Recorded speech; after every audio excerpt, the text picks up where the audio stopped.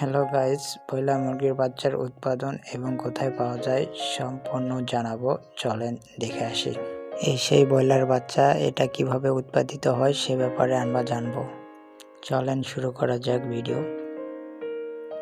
এই হচ্ছে এমডি তারেক রহমান, যিনি ডিম ডেলিভারি করেন। তার কাজ হচ্ছে এক ফার্ম থেকে হ্যাচারিতে ডিম ডেলিভারি করা। এই হচ্ছে সেই প্যারিস মুরগির ডিম, যে ডিম থেকে ব্রয়লার মুরগির বাচ্চা উৎপাদিত হয়।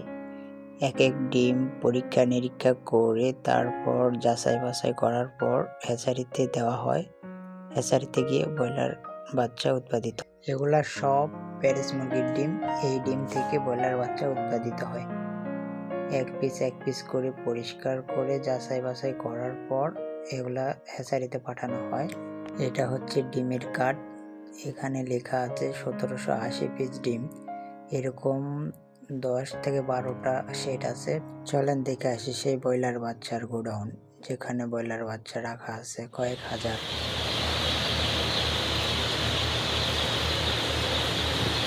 হ্যালো গাইস, শুনতেই তো পারলেন বাচ্চার বিকট আওয়াজের কারণে কিছু বোঝা যাচ্ছে না। এই সেই বাচ্চার গোডাউন, যেখানে কয়েক হাজার বাচ্চা রাখা আছে। প্রতিটা কার্টনে 48 পিস করে বাচ্চা দেওয়া আছে। এই বাচ্চাগুলো প্রতিটা জেলায় ডেলিভারি করা হয়। জয়পুরহাট, নওগাঁ, রাজশাহী এবং দেখা যাচ্ছে টাঙ্গাইল, ঢাকার ভিতরেও ডেলিভারি করে কোম্পানি।